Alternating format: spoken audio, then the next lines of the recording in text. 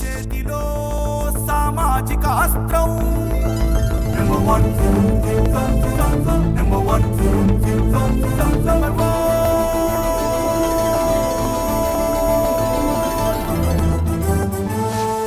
Number one. నమస్తే. సామాన్యుడి చేతిలో సామాజిక అస్త్రం నెంబర్ వన్ న్యూస్కి స్వాగతం. నేను రవీంద్ర. తెలంగాణలో కారు స్పీడ్ పెరిగిందా అంటే అవుననే అభిప్రాయం వ్యక్తమవుతుంది.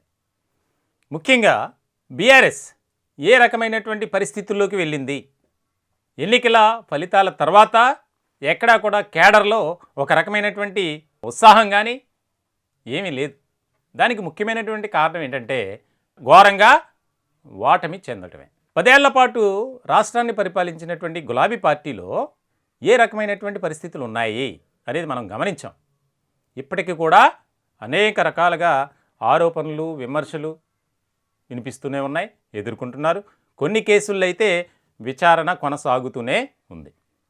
ఇలాంటి సందర్భంలో కారు స్పీడ్ పెరిగింది అంటే గులాబీ పార్టీలో ఉన్నటువంటి కేడర్ బలోపేతం కావటానికి దానికి సంబంధించినటువంటి యాక్షన్ ప్లాన్తో ముందుకు వెళ్తున్నారు. ప్రత్యేక వ్యూహంతో కదలికలు జరుగుతున్నాయి అనేది ఒక చర్చ జరుగుతుంది. దానికి ముఖ్యమైనటువంటి కారణం ఏంటంటే కల్వకుంట్ల కవిత ఇందిరా పార్క్ వద్ద జరిగినటువంటి బీసీ మహాసభకు ముఖ్య అతిథిగా విచ్చేశారు. జనజాగృతి ఆధ్వర్యంలో జరిగింది. ఈ కార్యక్రమంలో పాల్గొన్నటువంటి కవిత బీసీ నినాదాన్ని ఎత్తుకున్నారు. జాతీయ పార్టీలు రెండు కూడా బీసీలకు తీరని అన్యాయం చేశాయి అనేది ప్రధానమైనటువంటి అంశంగా ఆమె మాట్లాడారు. ఇప్పుడు దానిపై చర్చ జరుగుతుంది. అంటే జాతీయ పార్టీలు, ఒకటి భారతీయ జనతా పార్టీ, మరొకటి కాంగ్రెస్, ఈ రెండూ కూడా దేశంలో ఉన్నటువంటి బీసీలను పట్టించుకోలేదు. బీసీల కోసం పాటుపడుతున్నామని చెప్తున్నటువంటి కేంద్ర పెద్దలు కానీ, అలాగే ప్రతిపక్ష పార్టీ ఓట్లు దండుకోవడానికి కాంగ్రెస్ పార్టీ రకరకాల ప్రయత్నాలు చేసింది, బీసీ నినాదాన్ని తీసుకుంది, కానీ ఎన్నికల తర్వాత దాన్ని గాలికి వదిలేసింది అనేది. ఇటువంటి సందర్భంలో ఇప్పుడు ఒక కీలకమైనటువంటి చర్చ జరుగుతుంది. అదేంటంటే ఢిల్లీ లిక్కర్ స్కామ్ కేసులో దాదాపుగా 150 రోజులకు పైగా జైల్లో ఉన్నటువంటి కల్వకుంట్ల కవిత బెయిల్పై బయటకు వచ్చి కొన్నాళ్ళు విశ్రాంతి తీసుకుని ఇప్పుడు ప్రజాక్షేత్రంలోకి వచ్చారు. ఇకపై ప్రజల్లోనే ఉంటారు కవిత అనేది. ఒక పక్కన కేసీఆర్ మాత్రం ఎక్కడా కూడా బయటికి రావట్లా. ఆయన ఎర్రవల్లి ఫామ్ హౌస్కి మాత్రమే పరిమితం కావాల్సి వచ్చింది. పరిస్థితులు అలా వచ్చాయి. ఆయన ఎక్కడా కూడా బయటకు వచ్చి జనాలతో మాట్లాడటం కానీ, కార్యకర్తలతో మమేకం కావటం కానీ ఎలాంటిది యాక్టివిటీ అనేది లేదు.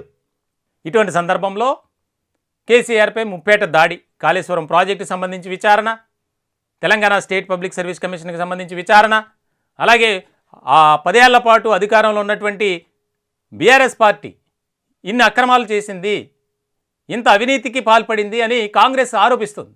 ప్రధానంగా మనం చూసాం ఫోన్ ట్యాపింగ్ వ్యవహారంలో ఒక రాష్ట్రానికి సంబంధించినటువంటి ముఖ్యమైనటువంటి సమాచారాన్ని అంతా ధ్వంసం చేశారు. అంటే అధికారాన్ని అడ్డుపెట్టుకొని. ఇవన్నీ వస్తున్నటువంటి తరుణంలో పార్టీలో ఉన్నటువంటి కేడర్ కూడా ఒక రకమైనటువంటి అనిశ్చితిలోకి వెళ్ళిపోయింది. ఎక్కడ కూడా బయటకు వచ్చి మాట్లాడట్లా. ఇదివరకు ప్రెస్ మీట్లు పెట్టో లేకపోతే బహిరంగ సభల్లో ఓదరగొట్టినటువంటి ఈ యొక్క గులాబీ నేతలు ఇప్పుడు గప్చిప్గా ఉన్నారు. దానికి ప్రధానమైనటువంటి కారణం ఏంటి? జరుగుతున్నటువంటి పరిణామాలు, చోటు చేసుకుంటున్నటువంటి పరిణామాలు. వీటన్నిటితో మనకెందుకులే, మన పనేదో మనం చూసుకుంటే పోలా అన్న ఒక వైఖరితో కేడర్ ఉంది.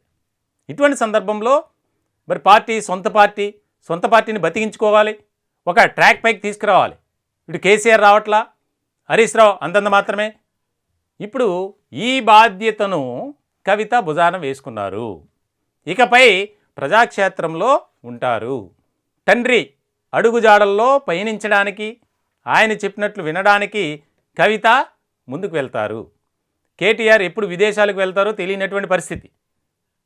ఇది మా మాట కాదు, రాజకీయ వర్గాల్లో ఎక్కువగా వినిపిస్తుంది. ఎందుకంటే ఆయనపై వచ్చినటువంటి ఆరోపణలు కానీ, ఇప్పటికే ఫార్ములా ఈ కార్ రేసుకు సంబంధించి అనేక రకాలుగా అవినీతి ఆరోపణలు, గతంలో మంత్రిగా వ్యవహరించినప్పుడు ఆయన తీసుకున్నటువంటి నిర్ణయాలు కానీ, ఆయన అవలంబించిన విధానంపై కూడా ఒక రకమైనటువంటి పెద్ద అవినీతి మరకలు ఆరోపణలు వినిపిస్తున్నాయి. ఇటువంటి తరుణంలో చాలా కీలకమైనటువంటి పరిణామంగా కవిత రీఎంట్రీ అనేది జరిగింది. బీసీ నినాదాన్ని తీసుకొని బీసీలకు ఇచ్చినటువంటి హామీలను వాగ్దానాలను కాంగ్రెస్ అమలు చేయాలి, లేకపోతే రాష్ట్ర వ్యాప్తంగా ఆందోళన చేస్తాం, బీసీల పక్షాన మేము నిలబడతాం. ఓకే, ఇంతవరకు బాగానే ఉంది. ఇప్పుడు ఇతర పార్టీల నుంచి వినిపిస్తున్నటువంటిది ఏంటంటే, మరి ఈ 10 ఏళ్ల పాటు ఆ బీసీలు బీఆర్ఎస్కు కనిపించలేదా? ఈ కవిత ఇప్పుడు ఏదైతే చేస్తున్నటువంటి ఆరోపణలు విమర్శలు ఉన్నాయో, అప్పుడు అధికారంలో ఉన్నప్పుడు వారి బాగోగులు పట్టించుకోవాల్సినటువంటి అవసరం లేదా అనేది ప్రధానంగా వినిపిస్తుంది. మొత్తానికైతే తెలంగాణలో మళ్ళీ పార్టీకి పూర్వపు వైభవం తీసుకురావడానికి అనేక రకాల ప్రయత్నాలు చేస్తున్నారు. ఒక పక్కన కవిత, మరో పక్క కేటీఆర్. కానీ కేడర్ మాత్రం సైలెంట్గానే ఉంది. కేడర్లో ఉన్నటువంటి ముఖ్యమైనటువంటి నేతలు ఇప్పటికే చాలామంది కాంగ్రెస్ పార్టీలోకి వెళ్ళిపోయారు, మరికొంతమంది భారతీయ జనతా పార్టీలోకి షిఫ్ట్ అయ్యారు. మరి ఉన్నటువంటి కేడర్ని కాపాడుకోవడం, అలాగే స్థానిక సంస్థల ఎన్నికలకు సంబంధించి ఒక ప్రత్యేకమైనటువంటి వ్యూహంతో అడుగులు ముందుకు వేయాలి. దానికి సంబంధించి ఎలా మనం నిర్ణయాలు తీసుకోవాలి, ఎలా మన యొక్క కదలికలు ఉండాలి, పార్టీని ముందుకు నడిపించడానికి, పార్టీని మరింత బలోపేతం చేయటానికి ఏ రకమైనటువంటి వ్యూహ రచనతో ముందుకు వెళ్ళాలి అనేది ఇక్కడ కీలకమైనటువంటి అంశం. కేసీఆర్ మాత్రం బయటకు వచ్చినటువంటి పరిస్థితి కనిపించట్లా. ఆయన మరి ఎందుకు రావట్లేదో, ప్రజలతో ఎందుకు మమేకం కావట్లేదో, కనీసం ముఖ్యమైనటువంటి నాయకులతో కూడా ఆయన అందుబాటులో లేరు. దానికి రీజన్స్ ఏంటో తెలియదు. మరి ఒక రకమైనటువంటి ఆయన రాజకీయాలకి ఇక స్వస్తి పలుకుతారు, వీరి ద్వారా ఇప్పుడు ఎలక్షన్స్ లేవు కదా, సైలెంట్గానే ఉంటారు, ఎలక్షన్స్కి సంవత్సరం ముందు బయటకు వస్తారు అనేది కూడా ప్రచారం జరుగుతుంది. మొత్తానికైతే తెలంగాణలో కారు స్పీడు పెరుగుతుంది అనేది మాత్రం బాగా వినిపిస్తుంది. ఈ టాపిక్పై మీ యొక్క విలువైనటువంటి అభిప్రాయాలు, సూచనలు తెలియజేయండి కామెంట్ రూపంలో. దయచేసి మా ఛానల్ని సబ్స్క్రైబ్ చేసుకోండి. Thank you. చేతిలో సామాజిక అస్త్రం నెంబర్ 1